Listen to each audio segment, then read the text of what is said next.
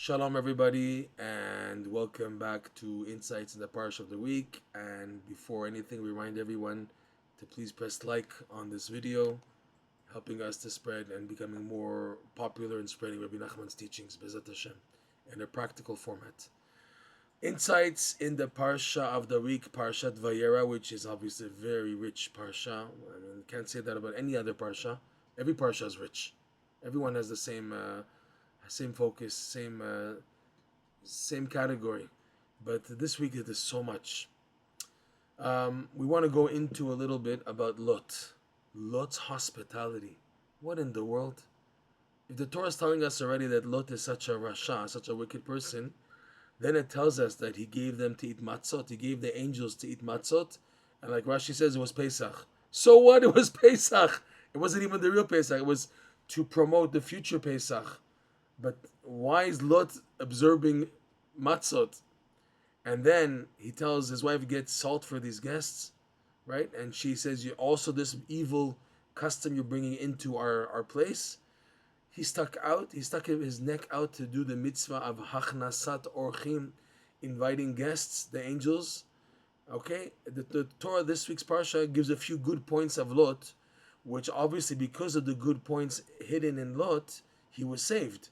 He was saved because of the good, and he was saved so that he should eventually bring forth two nations, Ammon and Moab, who will eventually bring forth two special souls, Ruth the convert, and Naamah ha'Ammoni, which much is not spoken about her, but she was one of the wives of King Solomon, Shlomo Melech's wives. Before we go into this, let us recap through the perspective, through the lens of Rebbe Nachman's Likutei Moharan, lesson 24. In lesson 24, Rebbe Nachman, again, we remind everyone, goes into the concept of doing mitzvot with joy. And by the way, when a Jew does a mitzvah with joy, it's reflected in how much a person does it with zealousness and how much a person is willing to sacrifice, self-sacrifice, moser nefesh, to do the mitzvah. Like for example, Jews have been known to do major self-sacrifice to do the mitzvah of circumcision, the matzah for Pesach. These are mitzvot that people really go out of their way to do. And also, most people have one or two mitzvot that they never give up on. They go all the way to self-sacrifice themselves to do. In fact, Rebbe Nachman, he said that a person should take one mitzvah and try to do that mitzvah as perfect as possible, but not to overdo it, not to do what's called mishugene, crazy chumrot and stringencies. To be normal, but to be very careful in exacting that one mitzvah. And other mitzvot, you do your best. You try to do your best and doing the mitzvah as best as you can. But a person should take upon themselves one mitzvah that they really, really cherish and they work hard to do, and they do self-sacrifice for that mitzvah no matter what. In halacha, for example, you're given scenarios of what's called lechatchila, b'diavad, shat dachak, ones, when you can do the mitzvah properly, when you can't because you have an ones, you have a problem that interrupts, that doesn't let you do the mitzvah properly. Shogeg is that, like for example, you're unintentional, you didn't do it properly, and you didn't know that you're doing it improperly. So it's called shogeg. Do you have to do the mitzvah again, or you're yotze? Did you do the mitzvah? So those are categories for every halacha. And if you look in the Code of Jewish Law, it gives you all the scenarios. So in this context, there's one mitzvah that people say, this one I'm not going to settle for b'diavad or shadachak or secondary, third degree scenarios of perfection. I want to do the mitzvah properly with the proper hidurim and the beautifying the mitzvah and all the categories of doing the mitzvah properly. Okay? So mitzvot with joy are shown in the zealousness that you do a mitzvah. Okay? And Rebbe Nachman teaches in lesson 24 that when you do a mitzvah with joy, so this propels you and everything else. It propels you and the mitzvah that you did and the holiness that you extracted by doing the mitzvah of joy to propel upwards until it hits what's called the Keter. The Keter is the wall separating mankind from the infinite light. And specifically by being bounced back from the Keter, this allows a person to have an experience of the infinite light while being pushed back. Because if he goes forward, he'll disintegrate. You can't go forward. That's why the Keter serves as a wall, pushing a person back.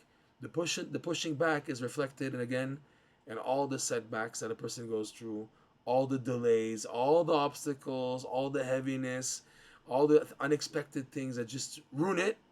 Those are all from the Keter, and the way you take them with belief that it's part of the growth process, that allows you to build vessels that within them you experience in a glimpse format the infinite light. Okay, those are the two main points of this lesson 24. So now going into Lot. Lot was evil. Fine, he was bad. Like Rashi says, EFC lo be'Avraham velo be'Elokav. Last week's parsha, it said, Avram tells Lot, listen, you got to leave me. I'll be next to you, but I can't stay with you anymore. And Lot said, I'm leaving, and I can't anymore, not Avram and not his God. It means he wanted the physicality and the wealth and all the ta'avot. And the greatest place of the world, like in a way like Nevada, like Las Vegas at the time, was Sodom and Amora. That was the hot spot probably in the whole world. People were coming from all over. It was such like a nice resort background, and a lot of all the luscious greenery, and like vacation spot. And people, it was a great place for people who were looking for temptations and people to just enjoy worldly pleasures. That's why Lot chose Sodom and Amorah, etc. Okay, and yet we find, like Rashi and the commentaries bring down, that he was still looking to do the mitzvah hachnasat orchim. That's what he picked up from the house of Avraham Avinu, is hachnasat orchim, looking for guests. Even though in Sodom it was illegal to have guests. That's how bad they were. They were super bad. They were so immoral, and also in robbery, and also in like monetary lusts and issues, etc. And it was illegal. And yet Lot couldn't let go of that. He couldn't let go of Achnasat Orchim.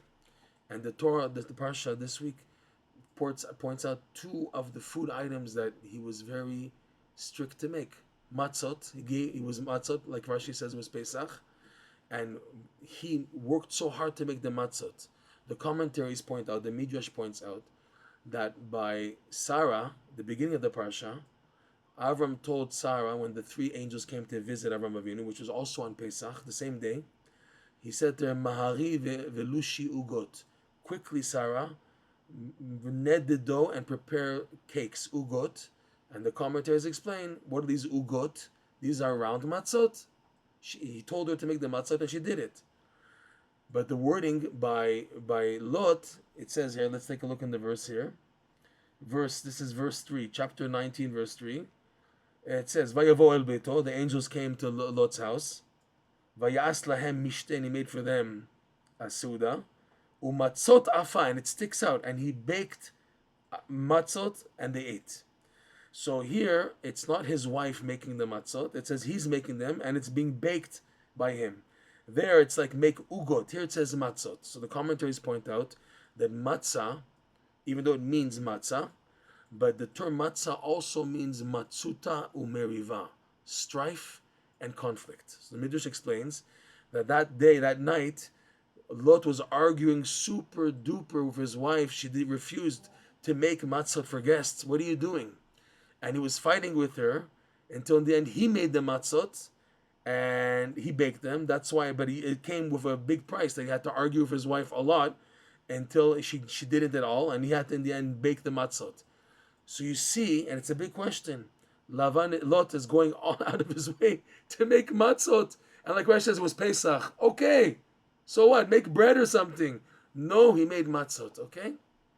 What's going on here? And then also later on, he said, Rashi brings down the Midrash, that he told his wife, give to the guests a little bit of salt. And that's why, let's take a look in the Rashi. So this is the Rashi at the point where Lot's wife looked back and she was turned into a pillar of salt. Why was she punished to be turned into a pillar of salt? So it says here, Rashi says here, Vatehi, on verse 26, chapter 19, verse 26, Vatehi netziv melach, and she became turned into a pillar of salt. Bemelach chata'a ubemelach lakta. She sinned with salt, and she was punished with salt. What was the sin that she did? Amarla, Lot told his wife, Tini me'at melach la'ochim alalu. Give a bit of salt to these guests.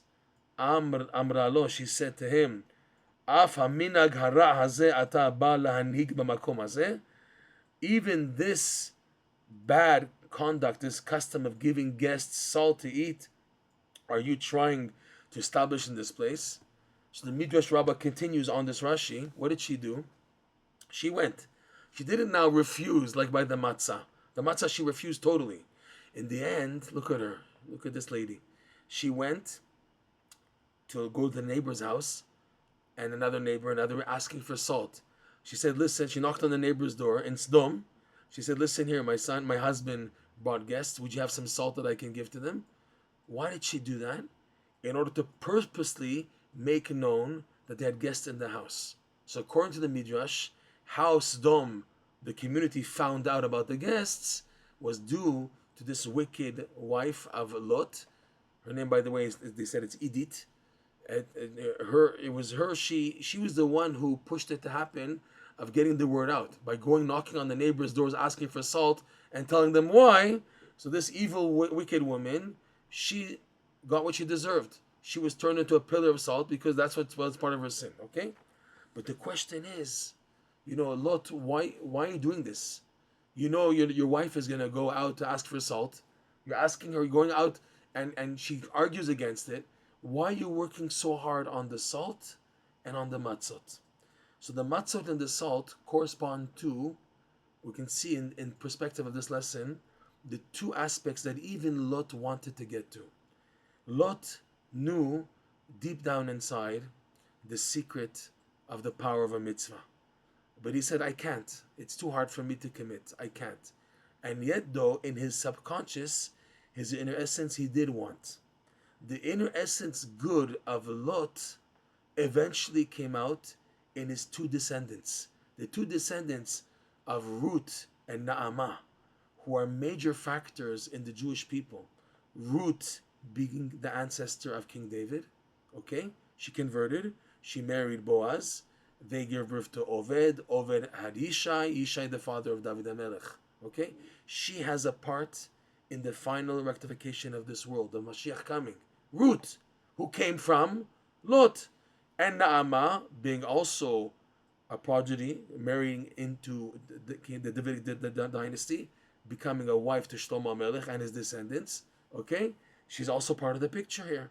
The Davidic dynasty, Naamah HaAmoni, and also Ruth HaMoaviyah.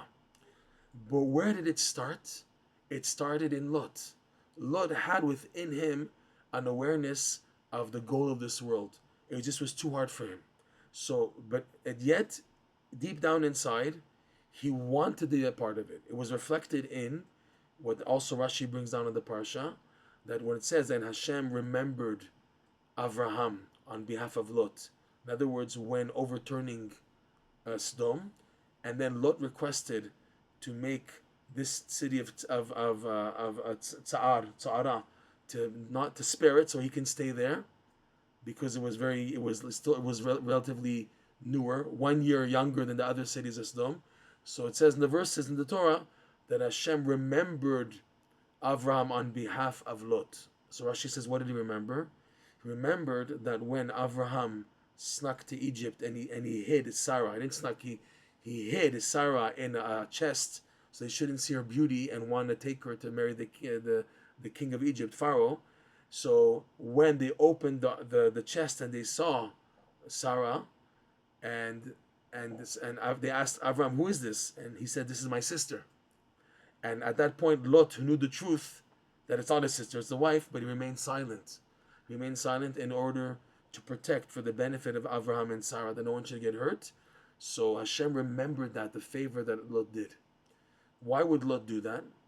Because Lot represents a person who falls super duper low in life, falls to all the atrocities and abominations and ta'avot and lust and desires and crazy things, but deep down inside he has what we call in Yiddish a Jewish spark, some holy spark. Lot's holy sparks were very high, and specifically they were so high, he fell so low.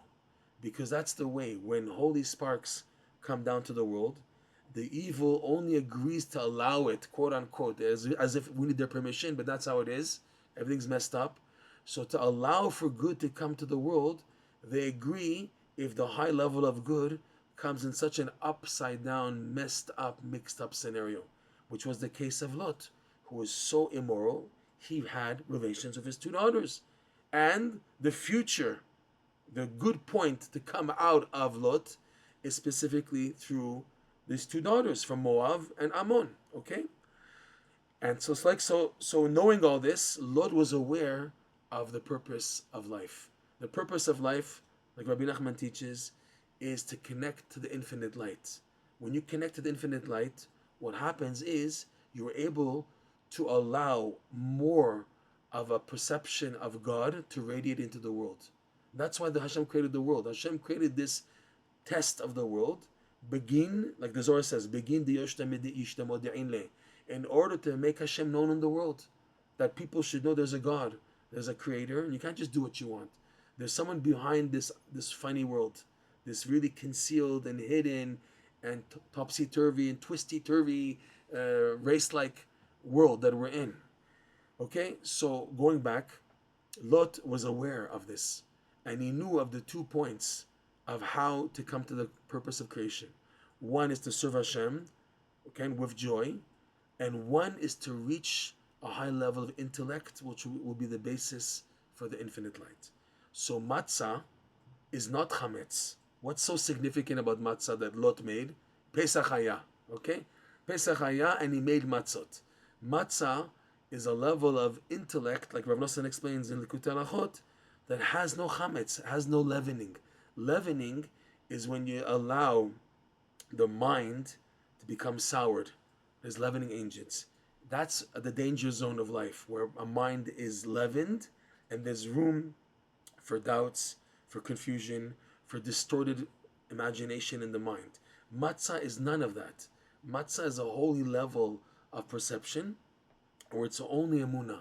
It's intellect that has no time to become soured and fermentation of the mind, where there's only direct contact to the light, the goal, which is emunah. So he made matzot, okay? Because he knew that that's the goal. And Pesach is the time for that, because Pesach is the idea where a person skips over. The word Pesach means to hop over, to skip over, to jump over. Like Hashem jumped over to save the Jews from amongst the Egyptians. That's why we commemorate the holiday is called Pesach. What it means also on a practical level is that there are times in life, the highest times of life, where you just have to jump in. You skip. No, try to understand. No, just emunah and jumping in. So matzah connotes this high level of intellect, which is so connected to emunah. And like Rebbe Nachman teaches, that's the prerequisite for activating the infinite light, the Keter, the gateway to the infinite light. But the prerequisite to that is simcha. Simcha is something which is enjoyable, happy to do it. When you have food, if it's just with not salt, it's just like dull and bland food, it's not tasty, it's not enjoyable. How do you make normal food enjoyable? You add salt, right? When a chef, he tastes the food to see if it's bland or it's tasty. He doesn't add sugar, he adds salt. Melach is considered something which brings life and vigor and enjoyment, okay? You add salt to food because it enhances everything. So too, a simcha, joy, enhances the mitzvot you do, right? That's the idea of the melach, the salt that was on the altar in the holy temple, in the Mishkan. Every sacrifice had to have salt on it, because the idea of salt, like Rashi says, it's healthy and it brings life, believe it or not. It's mavri, okay? And that's the idea of simcha. So Lot knew that the key of life is simcha and perceiving the infinite light. And with these guests coming, he took the opportunity to do the mitzvah achnasat orchim, even though it would be so difficult, because he knew that this is an opportunity to remind the inner good sparked inside of him, hidden deep inside, that this is the way to activate it. And he, by the Torah telling us that he went so out of his way, such self-sacrifice to make the matzot, and then putting himself in danger to tell his wife about the salt, and she went out to get it, and he knew that that would ruin everything. Okay? So these two items activated the simcha of the mitzvah hidden in Lot, and also the reaching of the infinite light intellect, which is hinted to in the matzot. And with these 2 points was now the preparation for the next stage, where he had to now have relations with his daughter, which is called the concept of entering the domain of exchanges. What is it to have relations with your daughter? That's totally forbidden, totally upside down, and yet the holy sparks of David HaMelech and Naamah Ammoni, David HaMelech, eventually came from these 2 sparks of Ruth and Naamah Ammoni, from these 2 relations with the oldest daughter, which came forth Moab, and the youngest daughter, which came forth Ammon. And eventually, after several generations, finally came out Ruth, Ammon, and eventually from all this also the Davidic dynasty. Right? From Ruth came King David, and from Naamah, King Solomon, the son of King David, became a part. So you see that the good that eventually came out, and not just any good, but good that the whole world's rectification is dependent upon. The coming of Mashiach is dependent on the King David and on Ruth. And Ruth came from Lot. Okay, and Lot, the whole thing that he merited to have this come from him was because he had a whole inner spark inside of him. And he, in order to feed it, in order to leverage it, he went out of his way to do the mitzvah of achnasat orcheim with joy, which is reflected in the self-sacrifice and the difficulty he went in doing it with his wife, etc., in order to give them the matzah and the salt. We should be zoche to learn from the parsha about the secret of the salt and the matzah, which is, in other words, the idea of simcha and doing mitzvot, which is the salt, and the goal of that is to hit into higher perception of God, which is the idea of the matzot. Shabbat shalom, and thank you for listening.